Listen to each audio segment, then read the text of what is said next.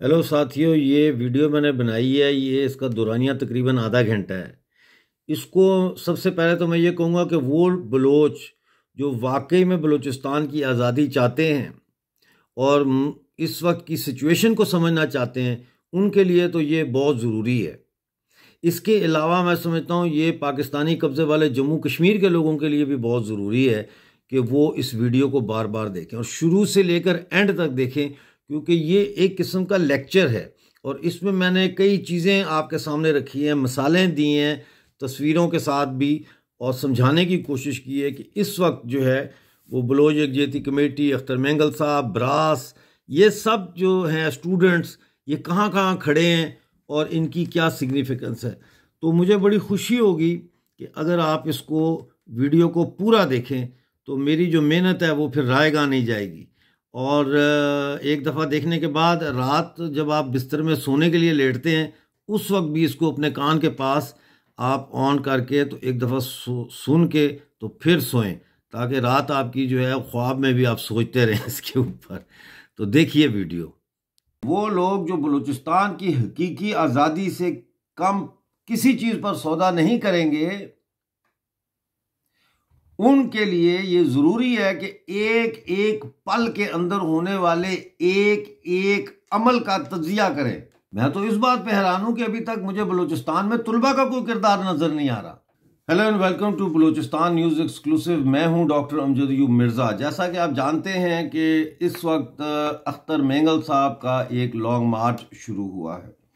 ये लॉन्ग मार्च जनाब सरदार अख्तर जान मेंगल ने अनाउंस किया था। उसके बाद BYC ने जो है बलोच यकजहती कमेटी ने इसकी हमायत और सपोर्ट का ऐलान किया था और उन्होंने लोगों से कहा था कि इसमें शामिल हों, और फिर और तंजीमें भी इसमें जो है वो शामिल हुई दामे दर में सुखने। लेकिन सिविल सोसाइटी का एक बहुत बड़ा हिस्सा जो है सरदारों का, कबायली सरदारों का, वो इससे फ़िलहाल लाताल्लुक़ है। लेकिन उससे कोई फ़र्क नहीं पड़ता, क्योंकि बलूचिस्तान के अवाम जो है उन्होंने सरदार अख्तर जान मेंगल के इस लॉन्ग मार्च को लब्बैक कहते हुए इसमें हज़ारों की तादाद में शमूलियत का फ़ैसला किया। और यह लॉन्ग मार्च जो है वो दामे दर में सुखने चलते चलते ये लकपास तक पहुंचा, और वहाँ पे अभी तक मेरे पास कोई ख़बर नहीं है कि वहाँ से ये आगे बढ़ सके हैं या नहीं बढ़ सके हैं। ज़बरदस्त शेलिंग हो रही है और मुझे ये ख़तरा है या अंदेशा है कि हो सकता है कि ये सरदार अख्तर मेंगल को गिरफ्तार करने की भी कोशिश करेंगे। अब सूरत हाल जो है वो ये है कि कल रात मैं टिकटॉक पे बैठा था। हानी बलोच साहिबा की टिकटॉक थी, उनकी ब्रॉड थी, उस पर मैं बैठा हुआ था और वहाँ पे मैंने बात की और मैंने ये बात रखी कि इस वक्त जो है वो अख्तर मेंगल साहब कह रहे हैं कि हम कोयटा में जो रेलवे हॉकी ग्राउंड है वहाँ पहुँचेंगे और वहाँ जाके अपने मुतालबात के हवाले से हम बात करेंगे और मुतालबात की मंजूरी तक वहाँ बैठे रहेंगे। तो ये क्या मुतालबात है जो अख्तर मेंगल साहब रेलवे हॉकी ग्राउंड में बैठकर मनवाना चाहते हैं और किससे मनवाना चाहते हैं, पहले हम इस पर बात करेंगे। उसके बाद जो है वो हम बलोच यकजहती कमेटी की मरकज़ी कमेटी की तरफ से जो बयान आया है, जो स्टेटमेंट आई है कल, उस पर भी थोड़ी सी बात करेंगे। लेकिन सबसे पहले आप प्लीज़ हमारे चैनल को ज्वाइन करें। ऊपर ज्वाइन का मेंबरशिप का लिंक दिया हुआ है, उसमें कई ऑप्शंस हैं, उसमें जो भी आप ऑप्शन अफोर्ड कर सकते हैं हमारे चैनल को ज्वाइन करें। सुपर थैंक्स भी आप दे सकते हैं, क्योंकि इस वक्त हमारे चैनल पर भी काफ़ी प्रेशर पड़ा हुआ है, काम का काफ़ी दबाव है। और जैसा मैं कहता हूँ कि गाड़ी में पेट्रोल ना हो तो गाड़ी नहीं चलती। इसी तरह से जो YouTube चैनल है या ये जो हम काम कर रहे हैं, इसमें अगर हमारे पास वाफर मिकदार में माली इमदाद ना हो तो ये काम फिर क्वालिटी वो नहीं दे सकता। और यही वजह है कि हम बहुत सारी चीज़ों को कवर नहीं कर पाते। इक्का दुक्का प्रोग्राम के अलावा हम और ज़्यादा प्रोग्राम्स आप तक नहीं पहुंचा सकते। लाइव जो होती है कवरेज इवेंट्स की, वो भी नहीं दे सकते। हमने कल कोशिश की थी, 2 घंटे हमने मेहरान मरी साहब को और जनरल सुधाकर जी को अपने साथ बिठाया था और वो कवरेज दी थी, लेकिन वो नाकाफ़ी है। हम चाहते हैं कि ऐसा सिस्टम हो जिसमें हम 24 घंटे आपको ख़बरें देते रहें और लाइव देते रहें। बहरहाल ये एक पेपाल का QR का निशान है। अगर आप अपने मोबाइल से उसको स्कैन करेंगे तो आप पेपाल के ज़रिए भी हमें माली इमदाद दे सकते हैं। मैं ज़्यादा माली इमदाद की अपीलें नहीं करता, लेकिन जब ऐसे हालात हों तो फिर मैं ज़रूर दोस्तों से, साथियों से और अपने देखने वालों से माली इमदाद की अपील करता हूं, ताकि हमारे काम को बेहतर तरीके से आप तक पहुंचाया जाए। पहले चलते हैं अख्तर मेंगल साहब के मुतालबात की तरफ। देखिए, मुतालबा जो है डॉक्टर माहरंग बलोच की रिहाई, डॉक्टर समीउद्दीन बलोच, बेबो बलोच और बेबगर वगैरह जितने भी गिरफ्तार किए हुए सीरान हैं, उनकी रिहाई का मुतालबा है कि इनको रिहा किया जाए, क्योंकि हमारी बड़ी बेइज्जती की है इन्होंने। हमारी माओ बहनों के, हमारी बच्चियों के इन्होंने दुपट्टे नोचे हैं, खींचे हैं, तो ये हम बर्दाश्त नहीं कर सकते। बलोच कौम ये बर्दाश्त नहीं कर सकती और हमारी गैरत ये तकाजा करती है कि हम जो है वो इनको फौरी तौर पर आप रिहा किया जाए। नंबर 1 मुतालबा। नंबर 2 मुतालबा वो ये है कि गुमशुदा या लापता अफराद का जो मसला है इसको फौरी तौर पर हल किया जाए, लापता अफराद को सामने लाया जाए और उनको बाजियाब किया जाए। अब ये लापता अफराद की तादाद ये 2, 4, 10 की नहीं है, ये हज़ारों की तादाद में लोग लापता आज तक हुए हैं और उतनी ही तादाद में ऐसे हैं जिनका कुछ पता नहीं कि वो कहाँ हैं। 20-20 साल, 15-15 साल से लोग लापता हैं। तो एक इनका मुतालबा ये 2 मुतालबे हैं इनके, ये किए जाए। अब मुतालबा कर किससे रहे हैं? देखिए, मैं आपको समझाने की कोशिश कर रहा हूँ। मैं एक सियासी तज्जिया नगार नहीं, बल्कि एक इनकलाबी तज्जिया नगार की हैसियत से। एक तो सियासी तज्जिया नगार होते हैं जो सियासी हालात का एक जायज़ा लेते हैं, एक इनकलाबी तज्जिया नगार होते हैं जो इनकलाब की मोशगाफियों का तज्जिया करते हैं और वो अवाम के सामने पेश करते हैं। तो ये मैं इनकलाबी तज्जिया आपके सामने पेश कर रहा हूँ कि ये मुतालबा कर रहे हैं पाकिस्तान से। अब पाकिस्तान से मुतालबा करने के 2 मतलब हैं। पहला मतलब तो इसका ये है कि आप पाकिस्तान की रियासत को आज भी तस्लीम कर रहे हैं। आप आज भी ये समझते हैं कि पाकिस्तान की रियासत जो है वो एक लॉन्ग मार्च के दबाव में आके, या पूरे बलूचिस्तान में जिस तरह से बच्चों के और ख़वातीन के और लड़कियों के मुजाहरे हो रहे हैं, छोटे छोटे गाँव में भी हो रहे हैं, ये दबाव इतना बढ़ेगा कि इस दबाव की वजह से पाकिस्तान जो है या तो वो खौफजदा हो जाएगा, डर जाएगा, या उसका दिल पसीज जाएगा, नरम हो जाएगा और वो कहेगा हाँ जी अख्तर मेंगल साहब इस्लामाबाद आए, हमने आपके मुतालबात मान लिए, छोड़ दो भाई, मारंग बलोच को भी छोड़ दो, सिमी को भी छोड़ दो, सारा छोड़ दो, और लापता अफराद कितने हैं भाई, निकालो, सबको दे दो, वापस कर दो। तो इसका मतलब ये है कि आप पाकिस्तान से मांग रहे हैं, आपके शऊर में अभी भी पाकिस्तान के साथ जो कनेक्शन है वो टूटा नहीं है। आप अभी भी बलूचिस्तान की मुकम्मल आज़ादी और बलूचिस्तान की मुकम्मल खुद मुख्तारी और अलहदगी पाकिस्तान से, उस एजेंडे पर आप नहीं आ रहे, बल्कि आप वहाँ से शर्मा रहे हैं। आप हिचकिचाहट है आप में, आप शर्मा रहे हैं और आप अभी भी पाकिस्तान को ये कह रहे हैं कि पाकिस्तान हमारे मुतालबात माने। और मैं अख्तर जान मेंगल इस वक्त पूरे बलूचिस्तान के अवाम का नुमाइंदा जो है वो मुझे तसव्वुर किया जाए और मैं ये मुतालबात मनवाऊंगा। और ये एक बयानिया लेके वो चल रहे हैं। यहाँ रुकते हैं। मैं आपको एक कहानी सुनाता हूँ जो बड़ी मशहूर है, उसको कहते हैं the piped Piper. The piped Piper यानी एक पाइपर था जो बाजा बजाता था, और ये यहाँ की मेरा ख्याल है यूके की कहानी है। ये बचपन में हम लोगों ने पढ़ी, आप लोगों की नज़र से भी गुजरी होगी। उसमें ये होता है कि एक जो होता है शहर, उसमें चूहों की इतनी भरमार हो जाती है कि वो सारा अनाज खा जाते हैं, सारा अनाज खा जाते हैं।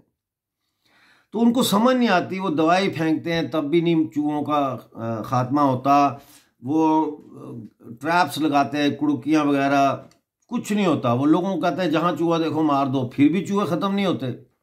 तो एक आदमी बादशाह के दरबार में आता है और वो कहता है जनाब आली अगर आप इजाज़त दें तो ये मसला मैं शहर का हल कर सकता हूँ। तो वो कहता है वो कैसे?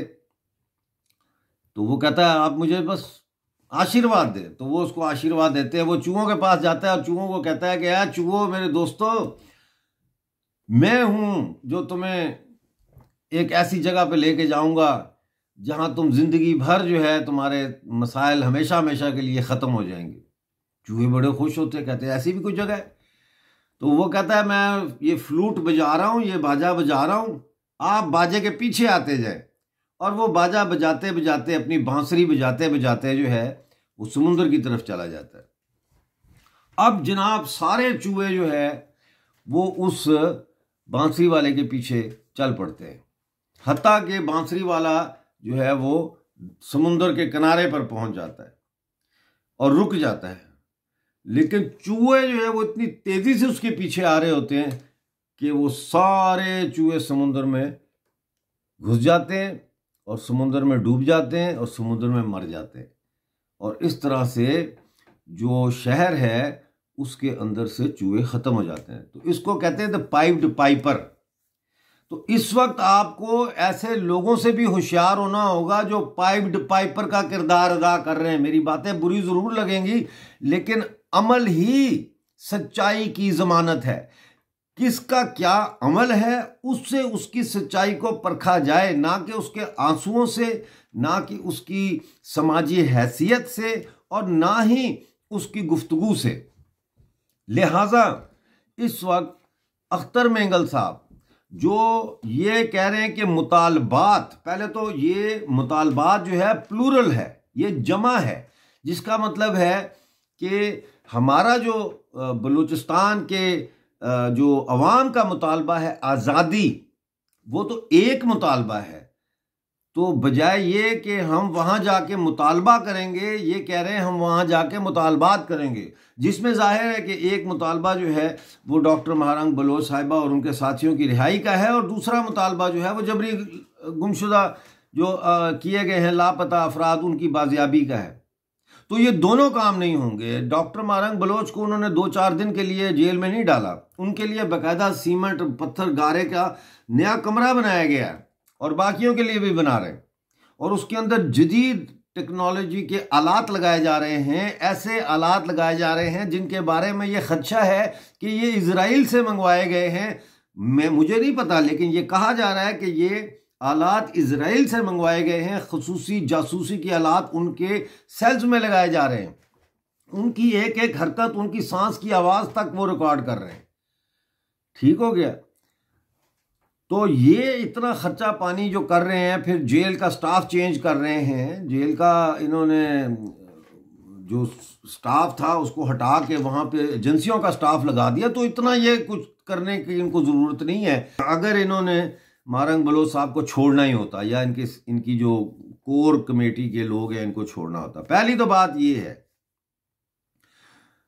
दूसरी बात जो है वो है बलोच यकजहती कमेटी का वो बयान जो कल आया, और वो बयान हमें उसका ऑपरेशन भी करना चाहिए।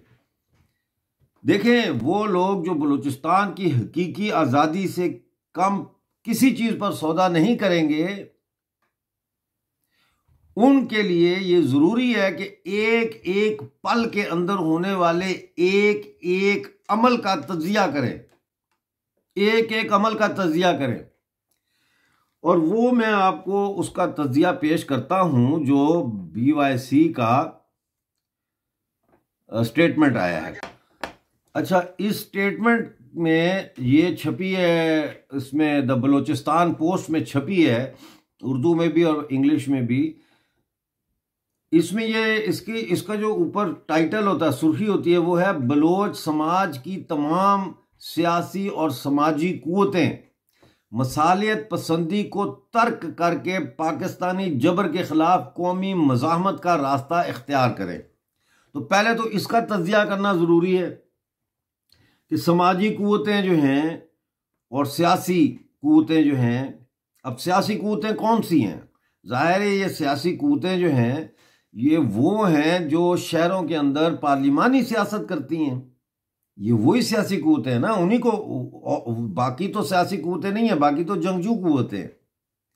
तो पहले तो ये है कि वो पार्लिमानी जो पार्टियां हैं उनको मुखातब हो रहा है, यहाँ बीएससी मुखातब कर रही है। और दूसरा जो है समाजी कुव्वतें। समाजी कुव्वतें यानी एनजीओ, सिविल सोसाइटी की ऑर्गेनाइजेशंस, लापता अफराद के लिए कायम की गई तंजीमें, वकला की तंजीमें, डॉक्टरों की तंजीमें, तुलबा की तंजीमें, ये हैं समाजी कुव्वतें।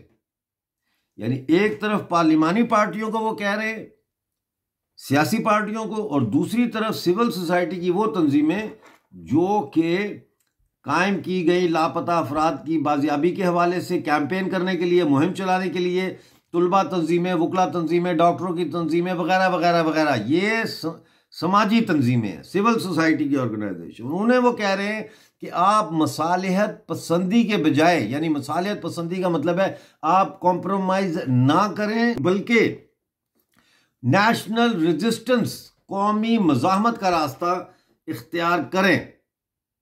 अच्छा, अब यहां पे मसालियत पसंदी से क्या मुराद है? मसालियत पसंदी से मुराद है कि डॉक्टर मारंग बलोच और साथियों की रिहाई का जो मुतालबा है उस पर कोई सौदेबाजी ना करे, और ना ही जबरी गुमशुदा लापता अफराद को बाजियाब करने के मुतालबे पर कोई समझौता करें। ये इनका मतलब है यहाँ मसालियत पसंदी का। और पाकिस्तान का जो वो कह रही हैं कि जो जबर है, पाकिस्तान का यही जबर है ना कि इन लड़कियों को जेल में डाल दिया और लोगों को लापता कर रहे हैं। यहां तो सीपैक की बात नहीं हो रही, यहां तो यही दो चीजों की बात हो रही है। इसके खिलाफ कौमी मज़ाहमत का रास्ता इख्तियार करें, यानी पूरी कौम जो है वो रजिस्ट करे इसको, वो मज़ाहमत करे, इसकी मजम्मत करे और मज़ाहमत करे, ता वक्ता के ये दो मुतालबात पूरे ना हो जाए। मुतालबा किससे किया जा रहा है? पाकिस्तान से किया जा रहा है। प्लीज़ ये ज़रा समझने की कोशिश करें। अब आगे चलते हैं। आज बलोच यकजहती कमेटी के मरकजी तर्जुमान ने कहा है कि बलोच कौम इस वक्त बदतरीन नस्ल कुशी का सामना कर रही है। रियासत पाकिस्तान ने बलोच सरजमीन पर बलोच कौम के खिलाफ दरिंदगी, जबर और वहशत की तमाम हदें पार कर दी हैं। इस वक्त जबर के खिलाफ उठने वाली हर आवाज़ को निशाना बनाया जा रहा है, जिसकी वाज़ेह मिसाल बलोच यकजहती कमेटी की सरबराह डॉक्टर मारंग बलोच, मरकजी रहनुमा समीदीन बलोच, बेबगर बलोच और बेबो बलोच समेत मुतअद्दिद कारकुनान की गैर कानूनी और गैर आइनी गिरफ्तारी है। गैर कानूनी, कानून किसका? कानून पाकिस्तान का। और गैर आइनी क्या? किसको मुखातब कर रहे? पाकिस्तान के आइन को, कि आपने तो अपने आइन के मुताबिक जो है वो हमें गिरफ्तार नहीं किया, कोई वारंट नहीं दिखाया, कोई कुछ नहीं किया, उठा के जो जेल में डाल दिया। तो ये मुतालबा किया जा रहा है कि आइन को आप सामने रखें अपने। आपने गैर आइनी और गैर कानूनी काम किया। गैर कानूनी क्या काम है कि आपने कोई FIR उनको नहीं दिखाई, उनको आपने कॉशन नहीं किया कि हम आपको गिरफ्तार करने आए हैं, ये हो गया गैर कानूनी। और गैर आइनी क्या है कि आपने बलूचिस्तान के अंदर जो लापता अफराद हैं, जो गुमशुदगियां हैं, वो गैर आइनी हैं, क्योंकि वो किस कानून के तहत आपने उनको गिरफ्तार किया और लापता किया है। ये हो गया। अच्छा, उन्होंने कहा कि हम समझते हैं कि ये वक्त बलोच समाज की तमाम सियासी और समाजी क़ुव्वतों के लिए फैसला कुन है कि वो रियासती जबर और दरिंदगी के साथ खड़े हैं या मजलूम कौम बलोच के साथ खड़े हैं। तो ये तो पूछने वाला सवाल ही नहीं है, क्योंकि जाहिर है कि पूरी बलोच कौम क्या, पूरी दुनिया इस वक्त जो है वो बलोच कौम के साथ खड़ी है इस रियासती जबर के खिलाफ। आगे उन्होंने लिखा है कि इन्हें अपनी पोजीशन वाज़े करनी होगी, क्योंकि अब ये मुमकिन नहीं कि कोई भी सियासी या समाजी ग्रोह दिन की रोशनी में रियासती जबर की ज़ुबानी मजम्मत करे और रात के अंधेरे में हमारे बच्चों के कातिलों के साथ महफिल आराई करे। वो वार्निंग दे रही हैं उन तमाम सियासी लोगों को जो इस वक्त भी पाकिस्तान की हमायत या खामोश हमायत ही हो बेशक, यानी कुछ ना करना भी तो एक हमायत है ना। वो कह रही हैं कि ये वो टाइम नहीं है कि अब आप जो है वो सुबह जो है वो आप हमारे लिए आवाज़ उठाएं और शाम को जाके उनके साथ रोटी खाएं, मतलब है। आगे उन्होंने ये कहा है कि हम बलोच समाज की तमाम सियासी और समाजी तंजीमों और ग्रोहों से गुजारिश करते हैं कि वो अपनी पोजीशन वाजे करें। बलोच नस्ल कुशी और रियासती जबर के खिलाफ मजलूम बलोच अवाम के साथ खड़े हूँ और इस अवामी मज़ाहमती तहरीक में ज़ुबानी के बजाय अपना अमली किरदार अदा करें। यानी ये मज़ाहमती तहरीक है, ये आज़ादी की तहरीक नहीं है।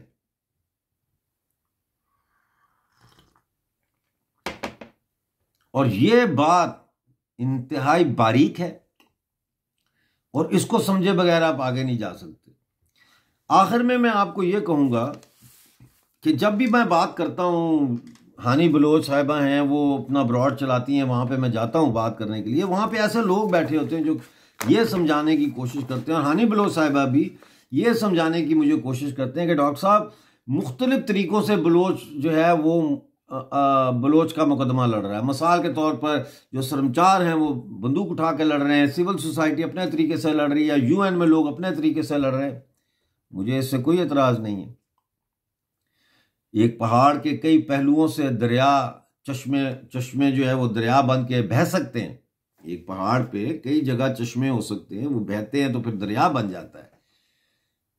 तो मैं समझता हूं कि ठीक है, BYC भी है, एक दरिया है जो जबरी लापता अफराद के चश्मे से पैदा हुआ है। एक अभी का एक सैलाबी दरिया पैदा हुआ है जो डॉक्टर मारंग बलोच की और साथियों की गिरफ्तारी से एक तलातम खेज सैलाब ज़दा दरिया पैदा हो गया है। एक और दरिया है जो आहिस्ता आहिस्ता बह रहा है, बड़े खामोशी से, प्यार मोहब्बत से बहता जा रहा है। डायस्पोरा में जो UN में जाके और जिनीवा में जाके तकरीरें करते हैं, वो दरिया भी है, बिल्कुल ठीक बात है। लेकिन दरिया जितने भी होंगे वो एक सिमत में अगर जा भी रहे हैं तो उनका जो आखिरी पड़ाव है वो समुंदर है। और समुंदर में जब पानी दरिया का उतरता है तो उसमें फिर कैफियती तब्दीली आती है। वो फिर दरिया नहीं रहता, वो तब्दील हो जाता है ओशन में, वो तब्दील हो जाता है समुंदर में। इस वक्त जरूरत इस बात की है कि समुंदर की तरफ जाया जाए, ना कि जो जिस तरह से लोग फिर दरिया का रास्ता रोक के डैम बना लेते हैं, उसकी पानी की कुव्वत को रिजर्व कर लेते हैं और फिर उसको अपने मकसद के लिए इस्तेमाल करते हैं, बिजली बनाने के लिए या जो भी है। तो इस वक्त जो सिर्फ मज़ाहमत की बात कर रहा है, जो आज़ादी का बराह रास्त ऐलान नहीं कर रहा कि अब आज़ादी आज़ादी आज़ादी होगी, ये हमें सोचना पड़ेगा कि क्या ये डैम बना रहे हैं, क्या ये दरिया को समुंदर में पहुंचने से मतलब है कि रोकने की लाशऊरी कोशिश हो रही है। मैं किसी को इल्ज़ाम नहीं दे रहा, लेकिन मैं ये कह रहा हूं कि ये सियासी प्रोग्राम होना चाहिए इस वक्त जब पूरा बलूचिस्तान जो है वो जंगजुओं के कंट्रोल में है, सिविल सोसाइटी पीछे है, जंगजू आगे हैं। तुलबा कहाँ है? तुलबा ने स्टडी सर्कल लेकर अपनी कौम को तैयार नहीं किया शहरों में, वो तुलबा कहाँ है? मैं तो इस बात पे हैरान हूं कि अभी तक मुझे बलूचिस्तान में तुलबा का कोई किरदार नजर नहीं आ रहा। अगर है तो अच्छी बात, लेकिन बज़ाहिर कुछ नजर नहीं आ रहा। यहां वही मैं समझता हूं कि इस वक्त रुकावट बनी है स्टडी सर्कल, जो मैं बार बार कश्मीरियों को भी कहता हूं कि स्टडी सर्कल करो,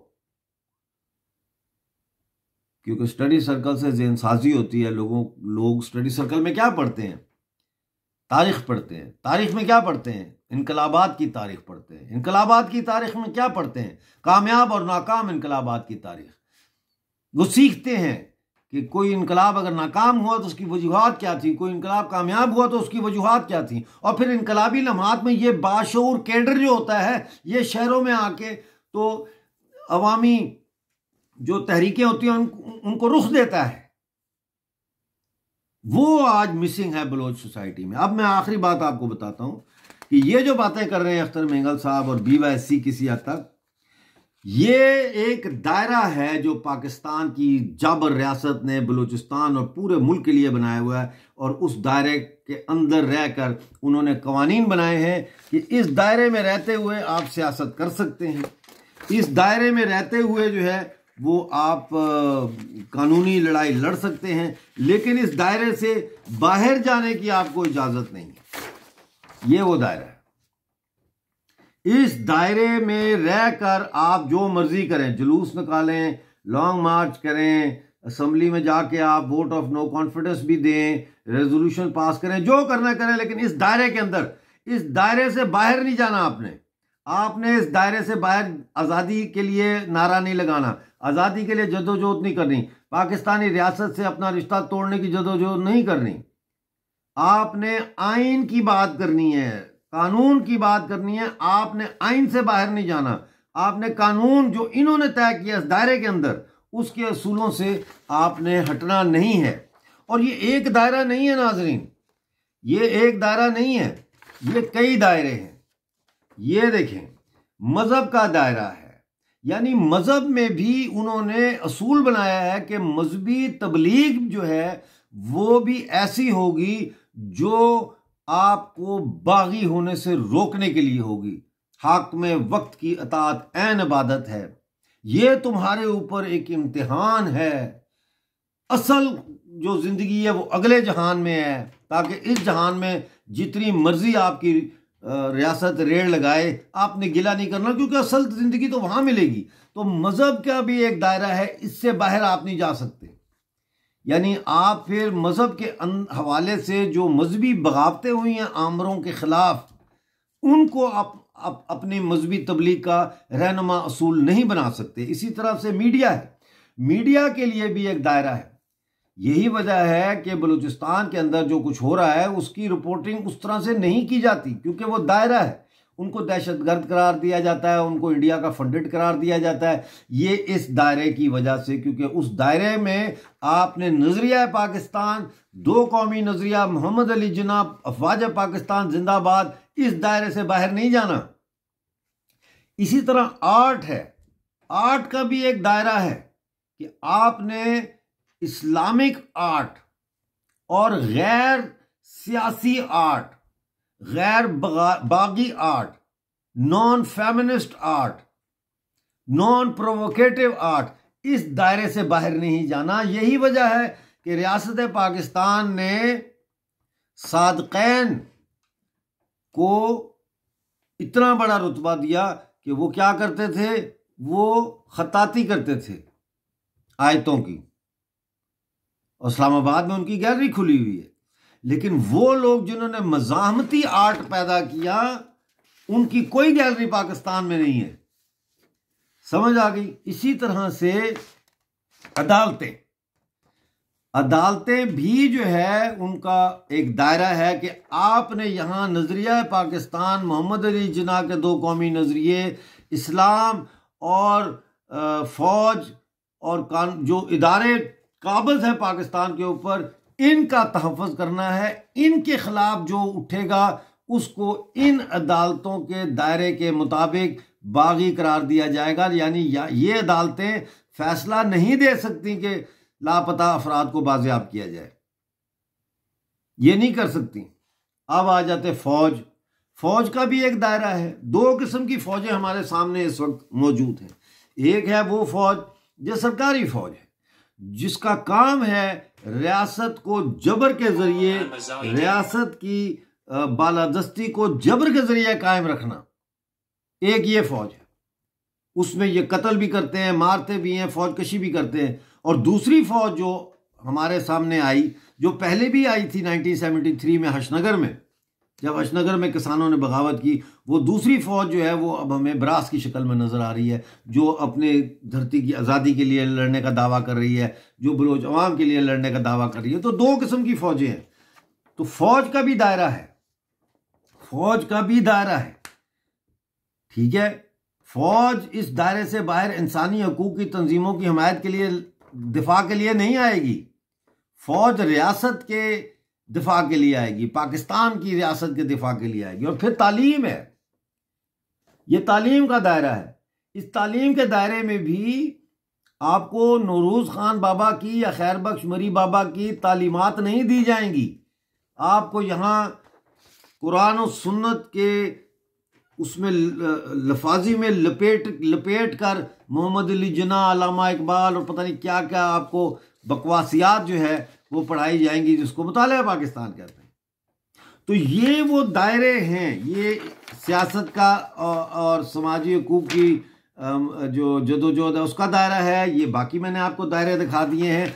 अब अख्तर मेंगल साहब इन दायरों के अंदर रहकर जो है जदोजहद कर रहे हैं, और बलूचिस्तान यकजहती कमेटी भी अभी तक शायद इस बात को नहीं समझ रही कि वो भी इन दायरों में कैद है, और जब तक इन दायरों की कैद से खुद को आज़ाद नहीं कराया जाता उस वक्त तक बलूचिस्तान की जदोजहद आज़ादी को उस आज़ादी के समुंदर की तरफ दरियाओं का रुख नहीं होता, तो ये तहरीक बड़ी डामाडोल रहेगी।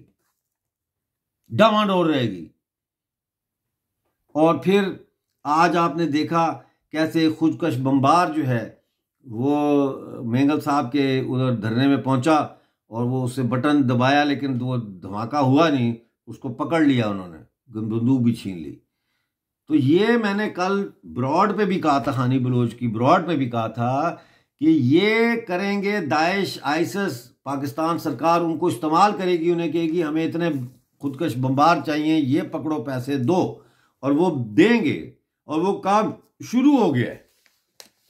इसलिए होश के नाखून लिए जाएं और इस तहरीक को आगे बढ़ाने के लिए जो है वो अब सोच विचार किया जाए कि हमें आज़ादी चाहिए या हमें पाकिस्तान के रियासत के अंदर कानूनी आइनी हुकूक चाहिए, जो कभी नहीं मिलेंगे, क्योंकि पाकिस्तान और बलूचिस्तान का रिश्ता कब्जागिरी का रिश्ता है। पाकिस्तान का कब्जा है बलूचिस्तान के नेचुरल रिसोर्सेज को लूटने के लिए। आपकी क्या राय है कमेंट्स में ज़रूर बताइएगा। मिलते हैं अगले प्रोग्राम में, उस वक्त तक के लिए अपना बहुत सारा ख्याल रखिए।